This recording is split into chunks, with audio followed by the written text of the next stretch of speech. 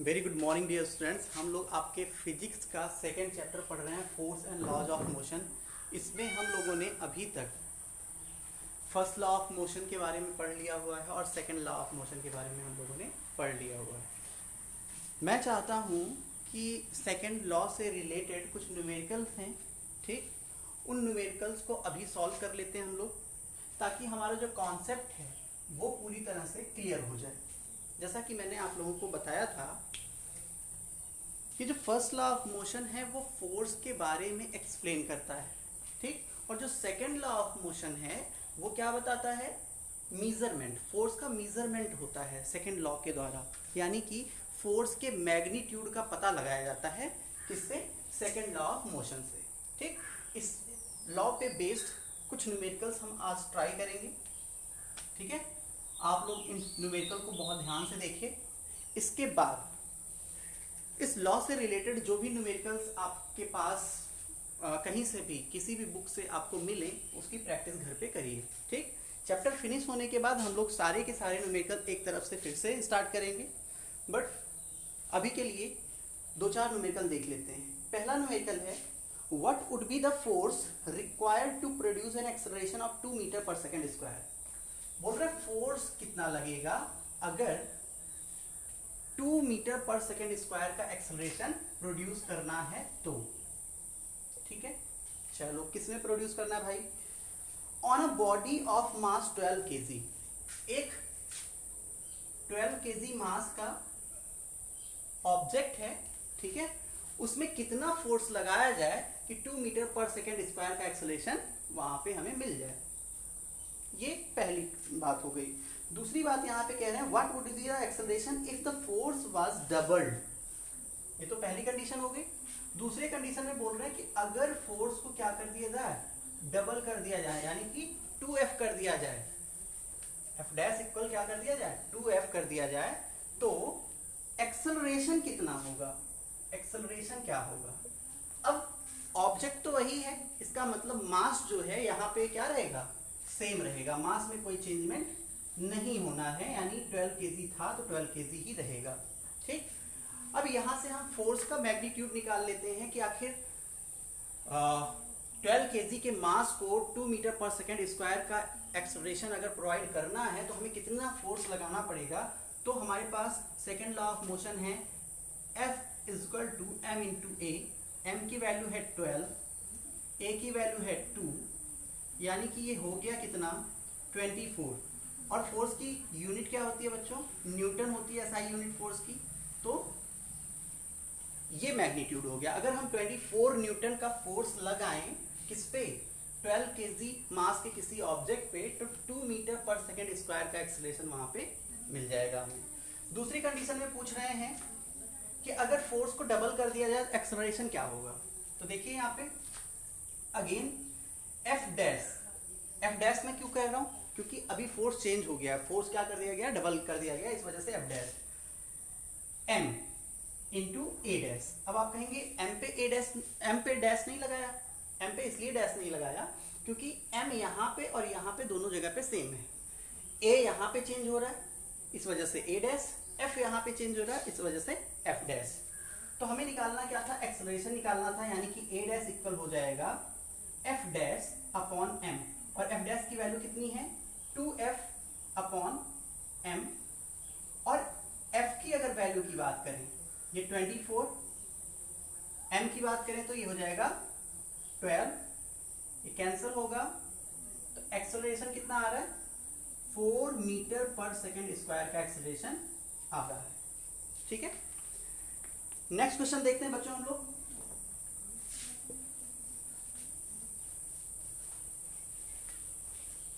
एक मोटरसाइकिलिस्ट है, ठीक है, मोटरसाइकिलिस्ट है, वो मोटरसाइकिल चला रहा है किस वेलोसिटी के साथ, 90 किलोमीटर पर आवर की वेलोसिटी, मतलब इनिशियल वेलोसिटी दे रखी है कितनी, 90 किलोमीटर पर आवर दे रखी है, ठीक है।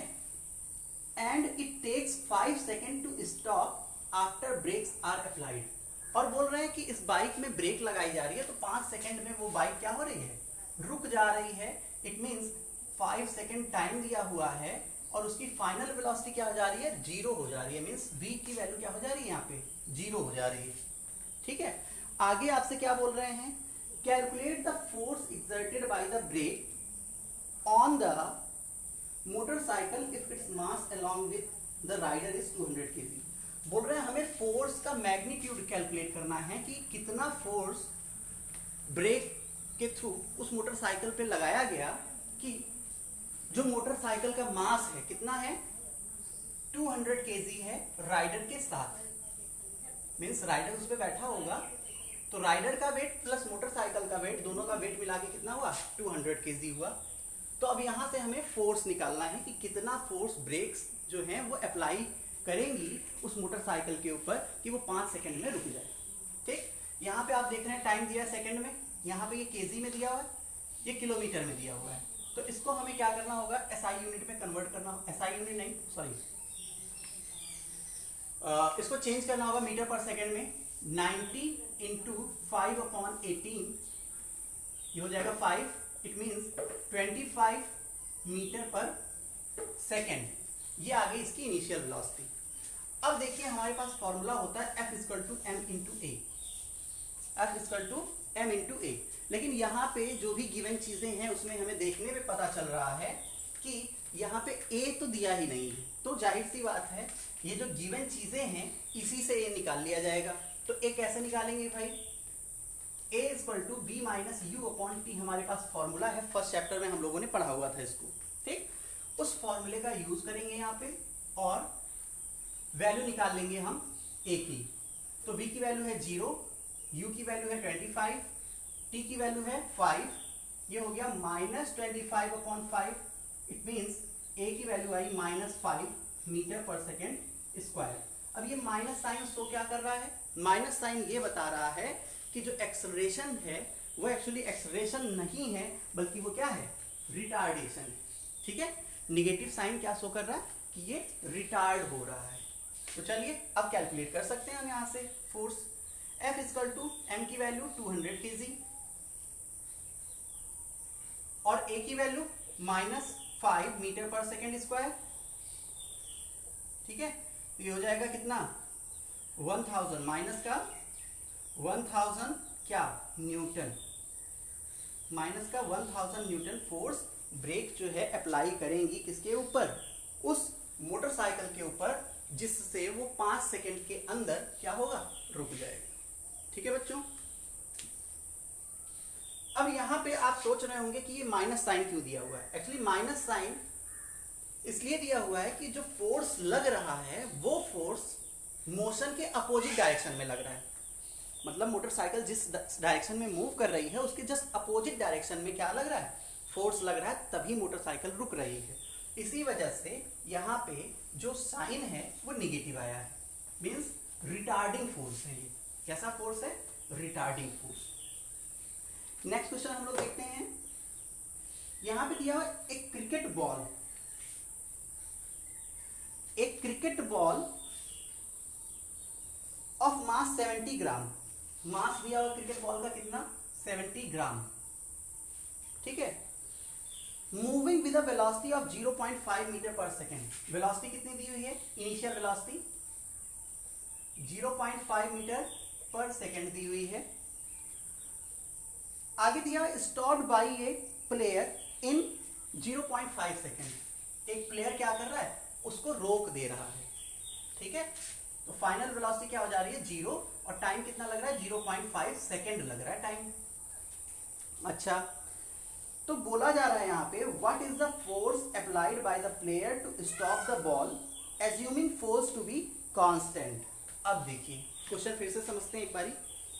बोल रहे हैं कि मान लो क्रिकेट बॉल है, ठीक है, बॉलर ने बॉलिंग की, प्लेयर ने क्या किया, बैट्समैन ने क्या किया, उसको बैट से ऐसे धीरे से पुश कर दिया। वो बॉल 70 ग्राम की है और 0.5 मीटर पर सेकेंड की स्पीड से, वेलोसिटी से वो क्या करने लगी, मूव करने लगी। उधर से फील्डर आया, फील्डर ने हाथ लगाया बॉल के ऊपर, हाथ से जाहिर सी बात है उसने कुछ फोर्स लगाया होगा बॉल पे, तभी बॉल रुकी होगी, है ना। और जब बॉल रुक जाएगी तो जाहिर सी बात है उसकी फाइनल वेलोसिटी क्या हो जाएगी, 0। ठीक, टाइम दिया हुआ कितना, 0.5 सेकेंड। अब हमें कैलकुलेट क्या करना है, फोर्स के बारे में, कि उस प्लेयर ने उस बॉल के ऊपर कितना फोर्स लगाया वो मेजर करना है। तो चलिए देखते हैं, यहाँ पे हमारे पास फॉर्मूला क्या है, F equal to M into A, ये फॉर्मूला है। लेकिन हम फिर से देख सकते हैं कि जो भी चीज़ें हमें क्वेश्चन में गिवन है वहाँ पे ए तो बिल्कुल दिया ही नहीं है, तो जाहिर सी बात है हमें ए क्या करना होगा, निकालना पड़ेगा। v minus U upon T से निकालेंगे 0 minus 0.5 upon 0.5, it means minus 0.5 upon 0.5 cut करेंगे तो ये आ जाएगा -1। ए की वैल्यू कितनी आई, -1 मीटर पर सेकेंड स्क्वायर आ गई, मीन्स रिटार्डेशन हो रहा है यहाँ पे। अब ए की वैल्यू आ चुकी है तो हम फोर्स भी कैलकुलेट कर सकते हैं। एम कितना दिया हुआ, 70 ग्राम दिया हुआ था, है ना। तो 70 ग्राम को हमें क्या करना होगा, चेंज करना होगा किसमें, केजी में। तो कैसे चेंज करेंगे, 70 अपॉन 1000, तो ये आ जाएगा 0.07 केजी, ठीक है। अच्छा, तो 0.07 इंटू माइनस का 1, तो ये फोर्स कितना आएगा, माइनस का 1 न्यूटन आ जाएगा। अब फिर से यहाँ पे माइनस साइन शो हो रहा है, इट मीन्स कि जो फोर्स है वो कैसा है, रिटार्डिंग फोर्स है, ठीक। एक और क्वेश्चन है जो कि बहुत अच्छा है, इसको भी ट्राई करते हैं हम लोग।